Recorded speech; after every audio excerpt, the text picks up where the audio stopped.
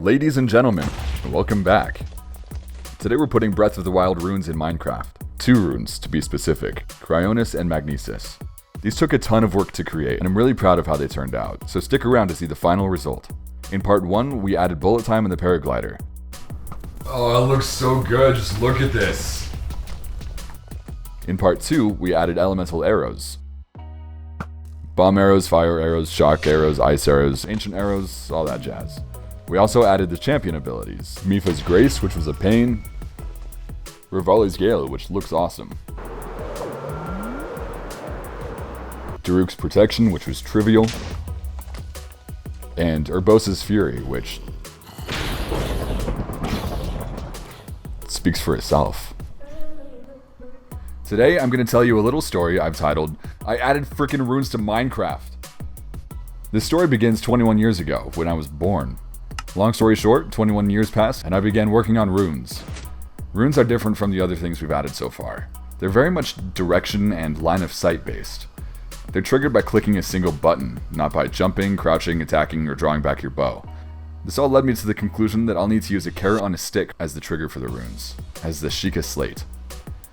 Carrot on a stick items are useful because they're the only item that allows you to easily detect right-clicking in Minecraft. There's no way to detect when you're holding your shield, drawing your bow, or doing almost anything else that triggers when you right-click. Your best option is a carrot on a stick, because there's a scoreboard objective that counts up every time you right-click it. There's just one problem. When you see the texture for a carrot on a stick, you're not really imbued with a sense of power over the elements, time, and physics. The solution? A resource pack with custom models. The problem? I don't know how to make a resource pack. So I taught myself how to make a resource pack. I got to work and made the textures, but I was really inefficient about the whole process. I didn't just have a different texture for every rune, I had one for each state of each rune. Active, inactive, loading. The Sheikah Slate is the same base texture almost every time, plus an icon and maybe an animation. I wondered if Minecraft had a system for handling that, so I went to the resource pack Discord to ask and... Wait a second, spawn eggs have layering. I want layering. I can do that research myself. I opened the Minecraft source code, found the spawn egg item model data, and used that as a reference for making the Sheikah Slate. Now when you see a Sheikah Slate in my inventory, just know that it's nothing but a retextured carrot on a stick. Just an item that detects right clicks. Sound good? Sweet. The first rune we'll implement is Cryonis. It's a trash rune in Breath of the Wild, so we're going to get it out of the way first. It works in Breath of the Wild by aiming at the water and triggering it. Doing so will cause a block of ice to rise out of the water. You can then jump across them. There can only be 3 Cryonis blocks at once, and trying to create a 4th will destroy the oldest block. You can also manually destroy blocks if you aim at them with Cryonis and hit the trigger button. Cryonis blocks are impervious to weapons and bomb arrows, but can be broken by remote bombs or ancient arrows. Shooting a Cryonis block with an ancient arrow will leave the arrow intact. In Breath of the Wild, if you swim under a Cryonis block, it'll break. That said, I don't hate you all, so I'm not going to be implementing that terrible behavior. You can't swim underwater in Breath of the Wild, so to force the player to rise to the surface of the water, the only thing they can do is break the Cryonis block. You can swim underwater in Minecraft, so why would I make that a feature? With all that in mind, let's get cracking. The first thing that we need is a way to tell what block we're looking at. We need to know if we're looking at water or not, so I'm going to teach you guys about something called raycasting. We start at the location of the player's head, then we move forward a bit. If that block is there, go back to line 1. Move forward again. If that block is there, go back to line 1 again. We do that over and over and over again, so long as we're just moving through air. Eventually, we hit a block that isn't air. If that block is actually water, congrats, the player is looking at water. If that explanation confused you, let's create particles at each step and see how it looks in Minecraft. Even SpongeBob used raycasting in Season 3. If you're still confused, just press the like button and you'll immediately get it. And just trust me. I'm leaving out some details, but this is the general idea and I don't want this graph to bottom out. So at some point you just gotta say, good enough. This is my TED Talk on work ethic. Congratulations, you are now an expert in raycasting. Every rune except for remote bombs is going to use this logic, so I hope I explained it well enough. As for Cryonis specifically, I want to see an outline when I look at water, telling me where the Cryonis block would appear. That said, if I'm looking at a block of water that's not surrounded by water blocks, that's an invalid Cryonis block location, and I also want to be made aware of that. I remember seeing a datapack from Seth playing a while back, where he had block outlines around seemingly nothing. I looked into it, and it seems like he just used magma cubes. A magma cube of size 1 just so happens to be exactly the shape of a standard block. Some entities are slightly below or slightly bigger than a full block, so I'm pretty dang grateful that magma cubes work here. I set it up so that when I look at water, it summons 9 invisible, brain-dead, silent, glowing magma cubes centered on the block of water that I'm looking at.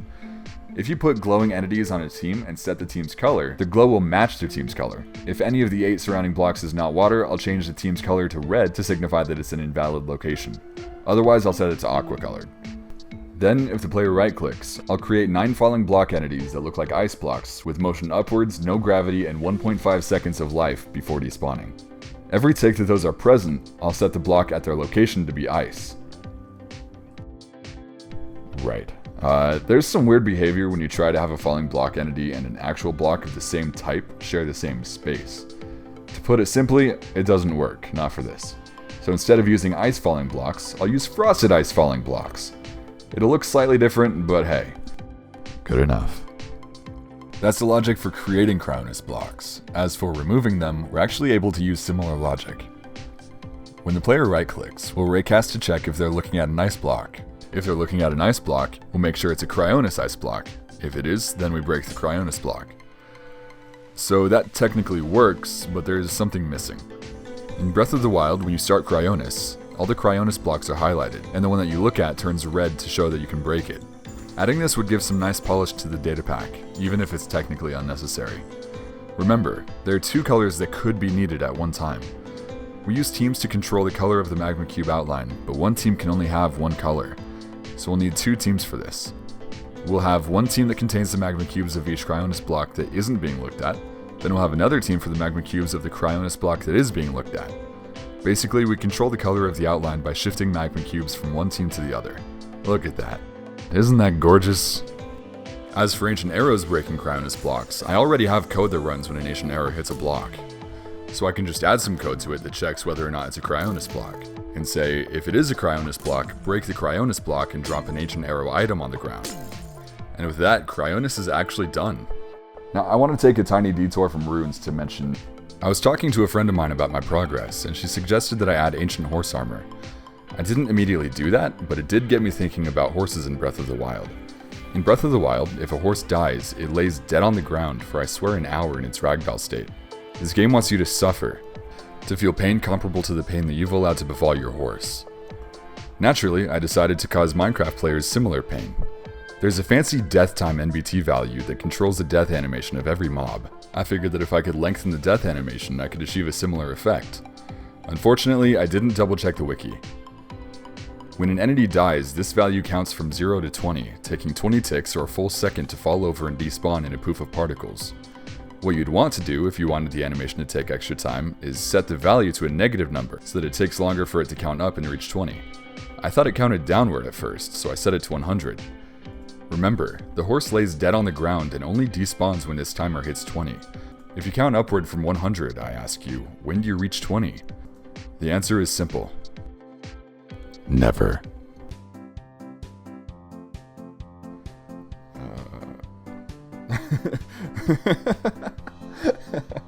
Okay. What if we try some healing potions?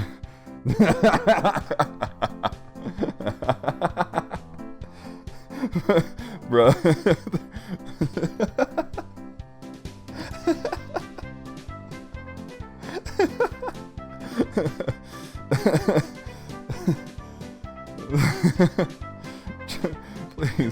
Please.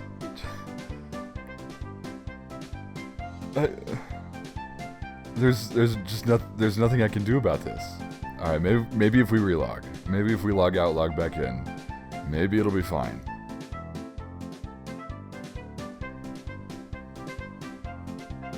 Oh,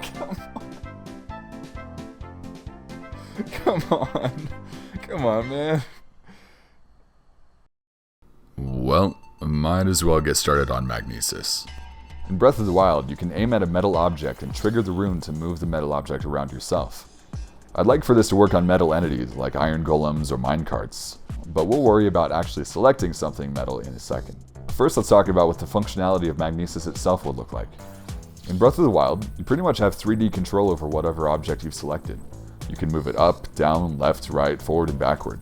My first thought was just to teleport the entity 10 blocks in front of myself. But that has issues. One issue being that you can't move it forward and backward if it's always just 10 blocks in front of you.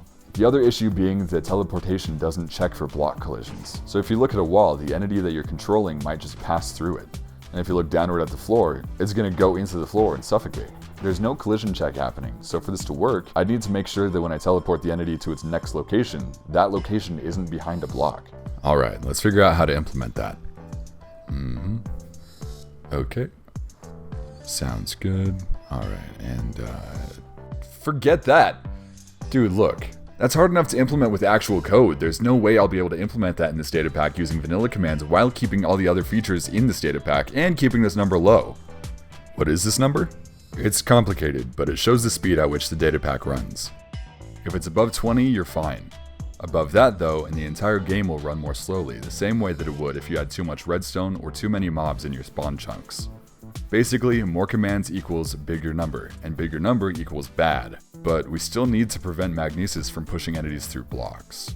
Then I realized, I don't need to do these checks myself. The game already has a system for handling block collisions. Teleporting changes the entity's position, but I need to change the entity's motion. Teleporting is telling the game, the entity is now positioned at this location, but setting their motion is just saying, the entity is moving in this direction. All I need to do is push the entity in just the right way that it moves to the place that the player is looking at, and if it hits a block on the way, Minecraft is going to handle that for me. How do we set the motion of the entity properly? Let's say the current position of the entity is 1-1, and that we want to move it to 6-8. We just have to take both coordinates, subtract the old from the new, and then store those numbers, that vector, in the entity's motion tag. The next tick, it'll move directly to the target unless it hits a block on the way there. Then we just have to do that over and over again, 20 times a second. There's more I could say about this, but that's the basic idea, and I'm worried that if I keep talking about vectors, I'm just going to confuse you guys. Please let me know in the comments if my explanations are too fast, too slow, too long, or too short. If the animations help, please also let me know because I spend anywhere from 5 to 15 hours on each one and I'd love some validation if some of them were worth it. Anyway, vectors are awesome and you should definitely pay attention when they teach them to you in school. Vectors are everywhere. Now let's try this out. Okay, we have good news and bad news. The good news is that because we're modifying the entity's motion and not its position, releasing Magnesis can throw it pretty much perfectly. The bad news is this. For those of you sharp observers in the audience, you might notice that something here isn't working right. I was really worried that this was a bug with client-server interaction. The server doesn't always update my screen if it thinks we're on the same page already. So I was worried that changing the Iron Golem's NBT caused it to become desynced. This can be a pretty nasty bug to fix and sometimes there's not even a solution. Then I realized it works fine until I jerk the camera too fast. Remember from part 2 where I said that if you set an entity's motion NBT to above 10, the game just sets it to 0? Here testing Magnesis, on one axis, the distance from the current location to the next location was greater than 10 blocks because my camera turns were just too powerful. And again, that just doesn't fly, so the game set it back to 0. The solution? Every tick, just check if the new motion value that we're about to use is greater than 10. If it's greater than 10, set it to 10. Say there's an Iron Golem at coordinate 8-2. The next tick, the player tries to move it to 14-5. The distance on the x-axis is 6 and the distance on the y-axis is 3. Both of those are below 10, so we know that the motion stuff won't be too large and it won't get set to 0. The next tick, say the player tries to move the Iron Golem to 3-8. The distance on the x-axis is 11 this time, which is too big and will be set to 0. So we set it to 10. This means that it will take an extra tick to get to the target, but the important thing is that it won't break and it won't sit in the air just like before. Okay class, now let's take a look at the work that just got done.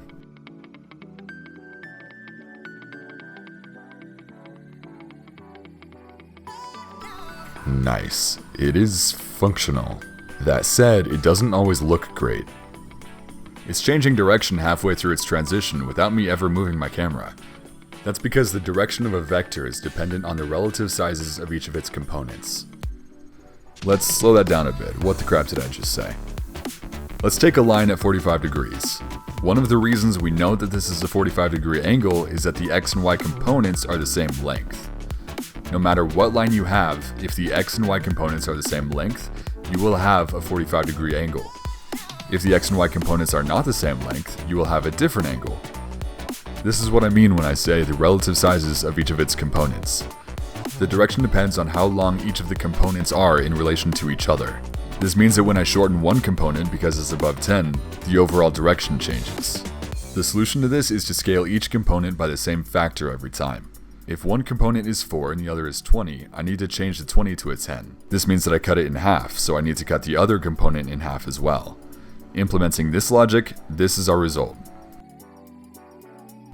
I never want to hear you guys say you're never going to use the math you learn in school ever again. Okay, so that's the logic for moving the entity around, but we need to talk about selecting the entity. This one's pretty simple. Remember the raycasting logic from before? We're just going to use that again. We'll just raycast until we find a metal entity, like a minecart or an iron golem, then enable the player to right-click and trigger the movement code we were talking about just a second ago. We'll also add a line from the Magnesis entity to the ground, like in the original game, so you can tell exactly where you're dragging it. Except you've already seen this line the entire time, because I didn't want to turn it off just to film. Anyway. This is spawn. This is right next to 0, for me. This is my test world. I can't. And with that, we are finished with Magnesis. Wait, Howzieky, I have an urgent message for Marcel. You realize you just broke down 2 unlocked wooden doors, right? It says you'll be super disappointed in yourself if you only make Magnesis useful for like 5 entities.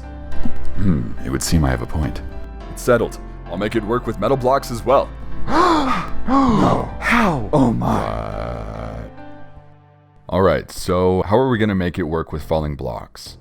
It's simple in theory. Here's the plan. We raycast until we either hit a metal entity or hit a metal block. I'm defining metal blocks as any block that uses some form of iron in its crafting.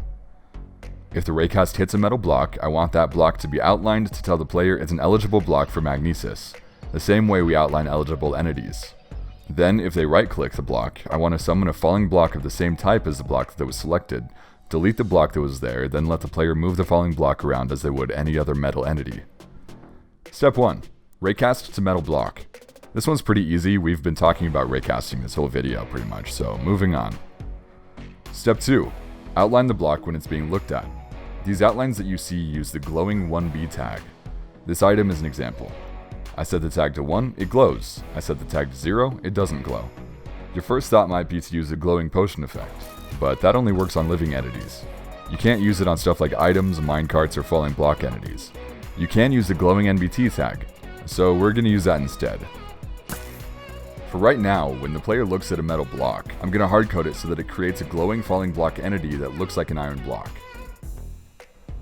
Alright, this is a problem. There's some complex behavior that happens when you summon a falling block that's the same block type as the block at its first location. That is, if I summon a falling iron block entity where there's already an iron block, the block that was there gets deleted, or something. I assume this was programmed into the game to make it simpler to write falling sand code. If the game detects unsupported sand, all it has to do is summon a falling sand entity there, and it automatically deletes the actual block. This allowed for some really groundbreaking stuff back before we had set block, /fill, and /clone, but it's just a hindrance to my happiness at this point. I eventually settled on summoning a glowing yellow stained glass falling block entity with almost no time left in its lifetimer. The effect actually isn't that bad in my opinion. Step 3. Once a block is selected, summon a falling block entity that I can control by looking around. We're splitting this into 2 parts. First part being, summon a falling block entity that matches the selected block. We need to create the entity before we can drag it around. We set the block type of the falling block entity by changing the blockState.name NBT tag. I need to set that NBT tag so that it's equal to the ID of the selected block. Sadly, most blocks that I'd want to be eligible for this are regular blocks with no data. They aren't like chests or command blocks that have tile entity data, they're just dead inside, and you can't read blocks that are dead inside, not with commands. Normally I'd go into detail here, but that's really all there is to it, you just can't.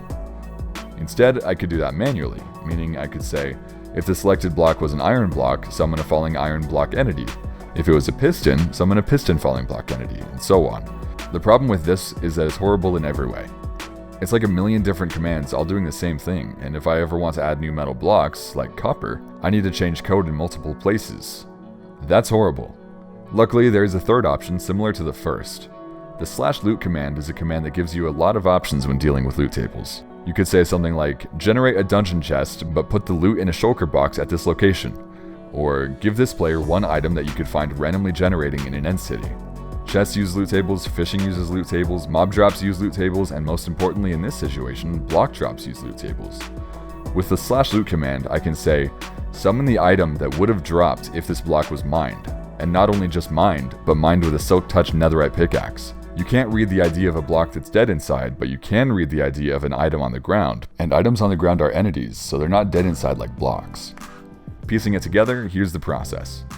When you select a block, run /loot to get the item form of the selected block, then summon a falling block entity, then copy the ID of the /looted item into the block state.name NBT tag of the falling block. And this is our result. I said, and this is our result. Why didn't it update? Okay, what's the NBT say? Alright, the NBT was successfully changed to the selected block, so it just didn't update visually, and I guess that makes sense. How often does a falling block in vanilla ever change types? It literally never does. So when I tell the server that the falling block is a different type, it has no plan already set up to tell the client about that change. My client loaded the entity one way, and that's never supposed to change in vanilla, so why would it know how to do that here? The solution to this one is pretty simple as well. Just don't let the client load the falling block before the falling block is the correct type.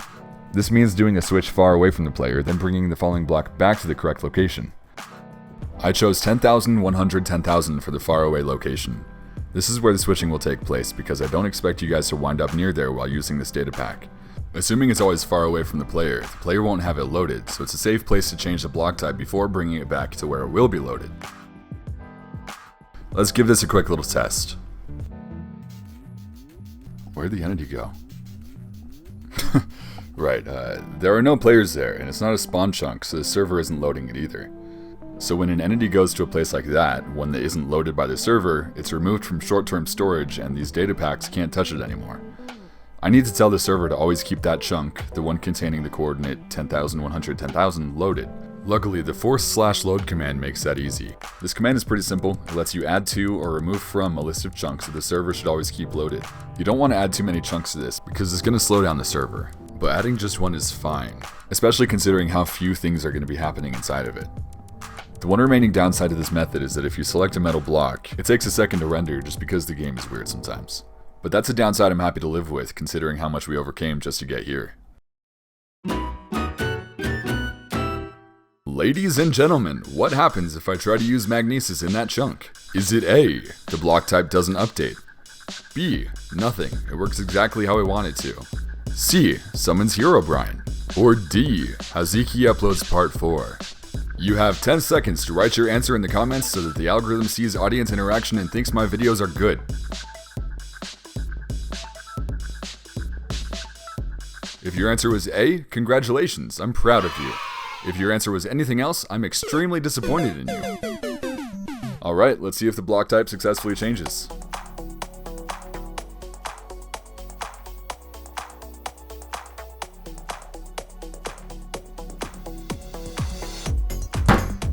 Yes, that's what's up. If you're thinking right now, wow, that's a pretty convoluted but clever way to get Magnesis working with falling blocks. Howzieky is super smart and attractive and muscular.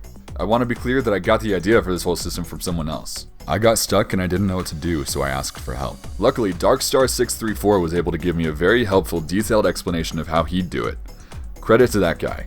Anyway, we're in the home stretch with Magnesis. Let's finish this up. Step 3.2. Controlling the falling block after it's been selected. Watch what happens when I try to move the falling block around. This is terrible. I'd rather eat a pineapple pizza than release this data pack while this looks so bad. Again, the problem is how lazy the server is when it sends falling block updates to the client. The block is technically being moved around perfectly correctly according to Magnesis, my screen just doesn't show it. If you were to create Minecraft from scratch, you wouldn't want the client to have to rely on messages from the server all the time. If the client can handle some simulating by itself, everyone on the server benefits because the server runs smoother. The server bears less of the burden.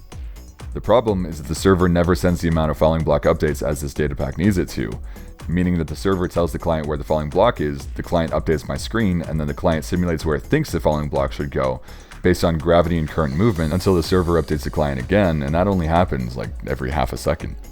The solution: when we create the falling block, make it ride another entity, then when we use Magnesis, control that entity instead. The server updates aren't as lazy with other mobs, so we can just use something else. Let's use some tiny entities so it's easy to forget about. We could use an invisible silent bat. This gives us another problem though. You ever suffocate when your head enters a block while riding a horse? When an entity is riding another, the game only performs collision checks for the bottom entity. So if I use Magnesis to push the bat and the falling block up against the wall, the falling block is now inside of the wall and sometimes it breaks. I need the bottom entity to be at least as wide as the falling block so that it hits the wall before the falling block does.